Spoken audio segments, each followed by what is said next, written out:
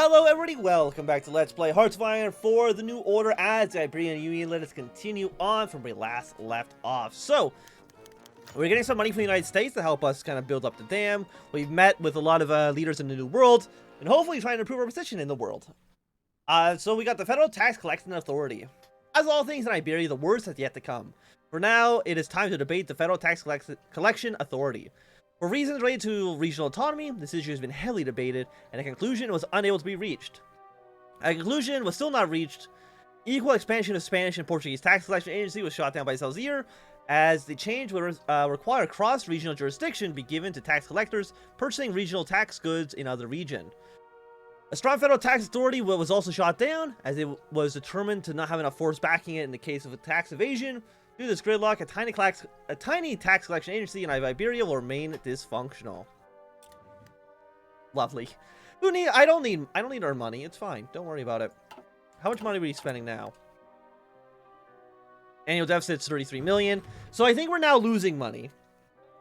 But I mean, that's not so bad. It could be worse. Maybe. Let's go for more construction upgrades. I mean, budget's only 149, so it's definitely gone cheaper, which is nice. And we have a payment in 118 days. And now we're on to the military. In general, while our militaries are fairly overfunded, our training sector is extremely weak. Routinely, there is not enough ammunition to be properly used in training camps, and shot count limitations have been imposed on trainees. This issue was brought up between the Cadillos and miraculously passed. Almost. An issue was with funding for various training camps being biased towards Spanish locations led to the infamous Portugal veto being applied, and a furious bout of argument in the chamber. Franco accused Salazar of wanting the Germans to be able to take Iberia easily, and nearly had to be restrained physically. Do I want to replace you? Like, I mean, still 43.5. I don't think we've actually finished at all recently. Church doesn't have a preference. Bureaucrats still aligned with the Azir. Intellectuals, how do they feel? They don't have a preference right now, and you are the silent majority. But they're already focusing. They're already kind of agreeing with Azir, so I think it's okay making them like us even less. I mean, what's the worst that can happen? We're severing ties with our ex-allies. I think it makes more sense for us to want to help Turkey. And my reason for us wanting to help Turkey is, one, we have disagreements over the Algerian border. And we don't have any land borders with Turkey, like, at all. Like, our sphere of influences are really not... They're not overlapping, unlike the Italians. Like, if me and Turkey, if we got into an alliance, we kick the bum out of Italy. Kick the bum? What's that even mean? If we could kick their ass, Turkey, I am on your side. Just to let you know in the future. Hype. Wink, wink, nudge, nudge. The state of the Iberian army is objectively awful. That no party can deny. However, when the time comes to potentially resolve that, the consensus breaks down. Today, in Icornia, the negotiation for increased funding to the Iberian army broke down in spectacular fashion. As bickering military commanders of the Spanish and Portuguese armies flooded the stage with papers stating that their funding was far more important, the Cadillos accepted these claims. It appears that the Iberian army shall once again be sidelined. They should just, instead of like giving all these like detailed events, it should just be shit's fucked over and over and over and over again. Just to really kind of hammer the point home.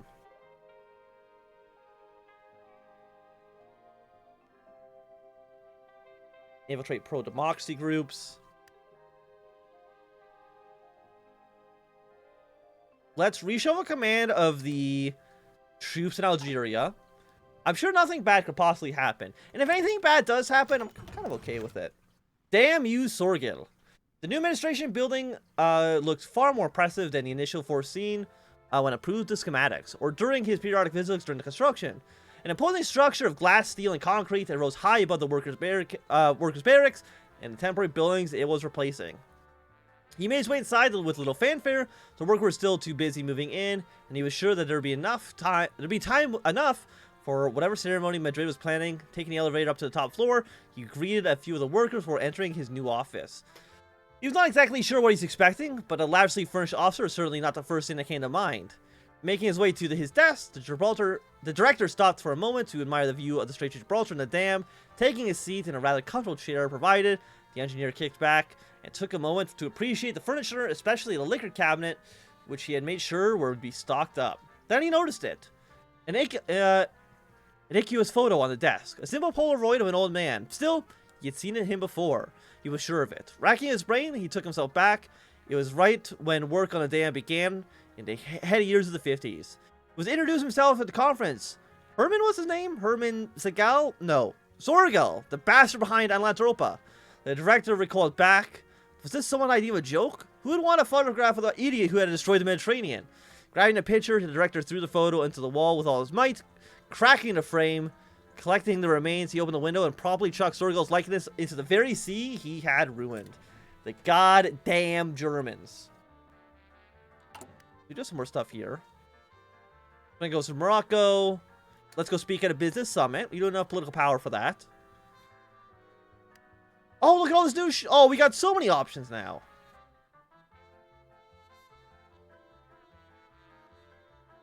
No matter what, everybody... How about it? Right now, they're content with us.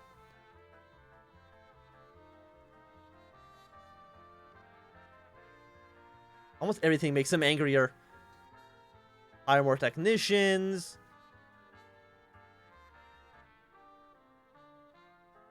You know what? Let's raise their salaries because I'm a good person. Follow that immediately by add lighting to the electrical system. Standard equipment. With the state of the Iberian army out of the way, the time has come to review the army equipment. Since the end of the Second World War, Spain's main weapon provider for Germany and Italy, and with the formation of the Iberian Union, it's clear that Spain cannot keep relying on Germany despite the success of the BAR program in 1943. However, Italy is not in the best position to continue supplying her under-equipped army, and many officers from both armies have stated their opinion on the subject. With two clear major groups coming out on top in discussions, one of them advocates for a continuation of Italian weapons import for as long as they can be relied on, and then switching to another major weapon producer if necessary. Another faction advocating for the expansion of the rather small Spanish arms industry, mainly based around the small-time workshops rather than the fully blown companies for now. As the Cathedrals analyze their options, it's clear that continuing imports is the simplest and cheapest solution. How much money do I mean, GDP is currently 24 billion.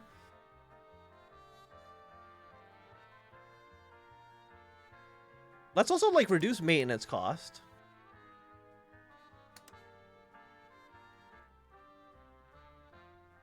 Improve security, and then immediately followed up by...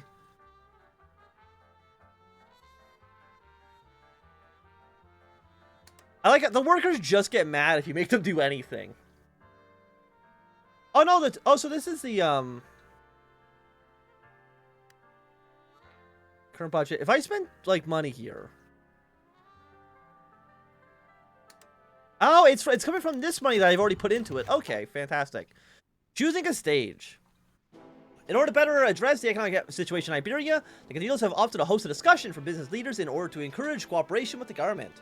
Because of his talents for speech and the predominantly Spanish makeup of the business leaders, Franco was the obvious choice for the job, hosted at the Westin Palace Hotel in Madrid. The function was primarily for business leaders and brought to their attention specifically. Even though they were the main target, it is not yet too late to hold the speech in a public area. There are two locations that are most easily secured for the summit: the main stage of West Palace, or in a private, undisclosed location. Hosting speech somewhere more private will be an easier job to secure, as well as allowing for only the businessmen to be present. That way, they can be better catered to. The only threat there is of leaks. Alternatively, the speech will be made public for a larger crowd. This will eliminate any risk of someone compromising secure conversations, and will prevent any unpleasant accusations about the loyalty of the Caudillo. It will cost more to secure the public location, and the speech will have to be more broad in tone, otherwise some groups could be lost by catering to others. Let's hold the speech behind closed doors. Making promises. More easily guarded, a private setting was the obvious choice to hold the speech at. Only the higher echelons of businessmen will be actively attending, amounting to a small group. This will make the situation much less formal, allowing for a few targeted incentives to be made, and the public not watching, making experiences become far easier and much less risky. Only it is in the conscious choice to make these assurances. If one were to promise to business leaders that the Iberian economy would get a touch more free, it can go a long way towards getting their attention. These reforms will nearly ensure their support, but the trouble is taken to address them. However, making what is essentially a bribe for political capital is frowned upon. If it were to be found publicly, then it would create new issues. Therefore, the speech could be made vague and simply assuring the target's prosperity and growth. This does not make any particular friends, but on the other hand, it would mean that the speech would potentially bulletproof politically. You know, let's push for free market reforms in the Iberian Union. The workers are right now currently upset, but, you know, once we get some other stuff done, I'm sure it's going to be fine. Peace conference is over. United States and our allies have defeated Guyana in an American policing action. So you're now a puppet state. You're technically a client state.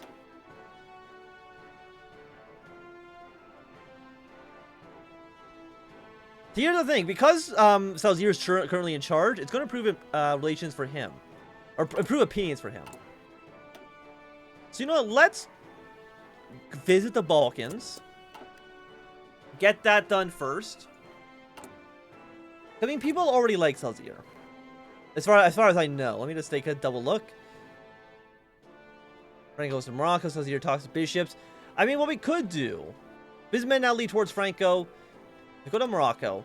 I mean, we could have Salazar talk to bishops and then have him purposely screw it up. The drill sergeant language. With the many attempts to standardizing the army drills, a major issue has been brought forward the caudillos. That many crews don't speak the same language as their squad mates from different regions. Okay, shh. My phone just went off. This sparked a debate on whether or not soldiers should be split into squads in the same region with separate drill instructors, and what the sports associations are trying to maintain and reinforce the current system, which tries to force bilingualism through down on the squad level, which is advocated by Franco after his attempts to unify the culturally diverse Spanish army during the Spanish Civil War. As the others seem to be able to budge on their platform, it seems that the status quo will continue. These guys, let me just be honest, they love the status quo. Making an entrance. Morocco, a place of great significance for the proud Spanish Charlemismo, the place where he had began his arduous journey to rescue his beloved nations from the grips of communism. Yet, now the land he had once known like the back of his hand, where he was once conducting extensive military exercises with the hardened veterans, has greatly changed. It has been over 20 years since his reconquista of Spain, enough time for the German instability and a new Iberian wedding to leave its toll. Franco considers that a proud showing in Morocco may improve his legitimacy and rein in any unruly colonial officials, but he has always been a man of simple action, not a bombastic dictator like those two men who had helped him cross the narrow sea. You know, let's avoid the limelight, for now at least. Meeting with local leaders.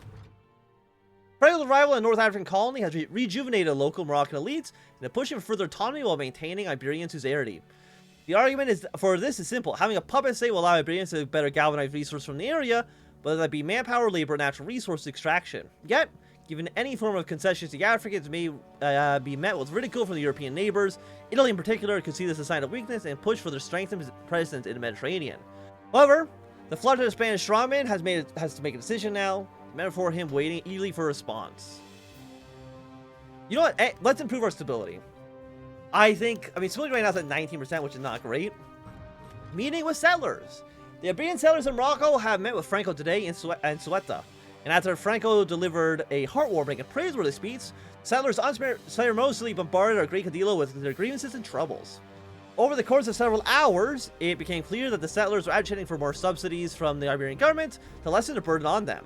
They agonized and painstaking details the hardship that they face in trying to settle the arid desert of Morocco, from worthless and part soil in the hinterlands to lack of honest work in the cities. While it will place further strain on the Iberian economy, it may be advisable to promise them more financial support, even if it's just to keep them quiet and loyal. Either that, or some token and inconsequential gestures to appease them for the remainder of Franco's visits are in order. Yeah, sure, let's give them more money. Minority debates the anti-separatist agency. The Iberian Union currently enforces a total equality between the two forming states, Portugal and Spain. This, however, forgets one of the most basic issues that Spain has had to deal with since its inception, and that the split between the very different and even opposing cultural groups that formed Spain as a country in the first place. Various groups, like the Basque and the Galicians, saw the Portuguese as separate entities for centuries, but now they're all the same union, and the Portuguese have given special treatment while they are still treated as part of the heavy Castilian-dominated Spain, where they feel their desires are not represented. Rallies and riots against the government have become common throughout the years. This has been turning more and more into a large issue, as many regions have succeeded in the past, with an attempt of the Basque and Catalonia to break off in the 30s, and those attempts, both Cadillos worried about further separatism may break the union apart. With a combined effort, they have devised a new institution for Spain, the Alexa Anti-Separatista, which will answer directly to them and deal mostly with discreet propaganda and direct suppression of separatist movements. Unbelievable, they agree for once. Yet neither of them want to have the country break apart, which is understandable. I do need a little power to really do anything. Are you a new troop? You are a new troop. Yeah, go to Africa.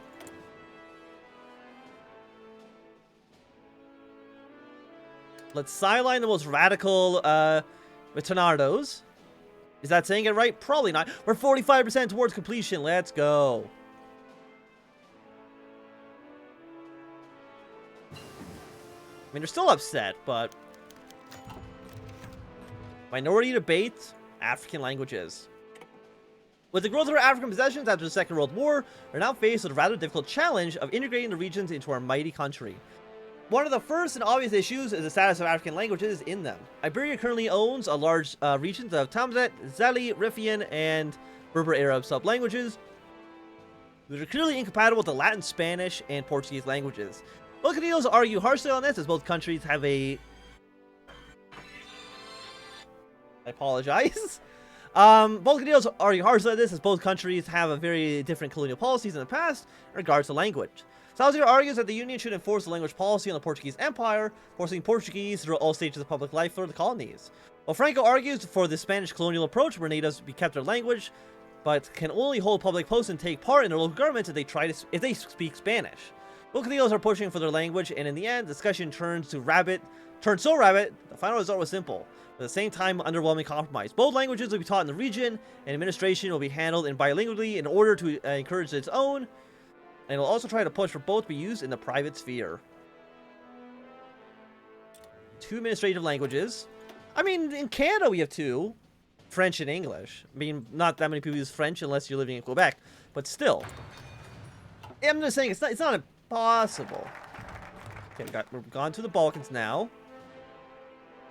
More stability, more population.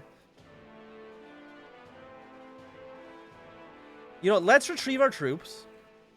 Get more manpower.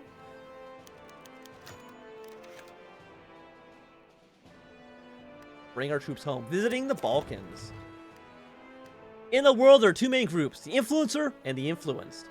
While the influencer often holds more power, the influence can play around this to their benefit and to the detriment of their neighbors. This behavior is best observed in the Balkans, where countries have feuded with one another for centuries. Some are better at the game than others, and have their independence to show for it. Cadillo Sazir believes it's time for Iberian to participate in the game. There are a few countries not yet dominated by the 2 powers that contest the region, Germany and Italy, and creating ties with these independent countries will be important towards our new foreign policy. The first thing first, we are going to go to Hungary, even though I think... No, they are independent.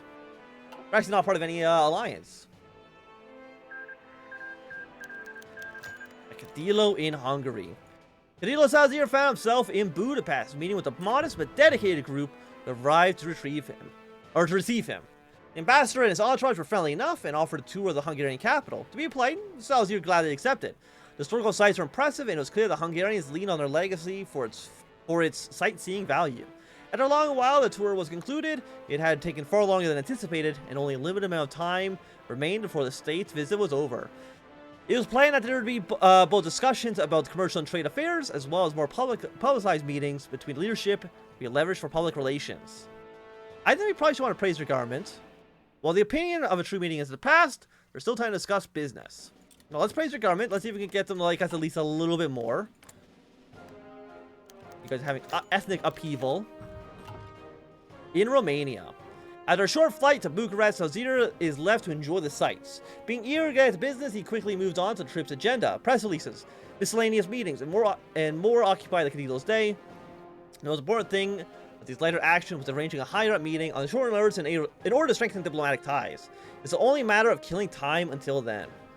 When the time comes, there will be no time to delay. There needs to be a concise, pre-prepared plan for discussion. Two proposals have taken the spotlight, and meeting either could either be about business or trade. Or meeting, let's actually, I think we want to meet with the king himself. GDP, I think, is so far, like, not that bad. Got another payment coming in soon for the dam. Actually, I think this is our first payment.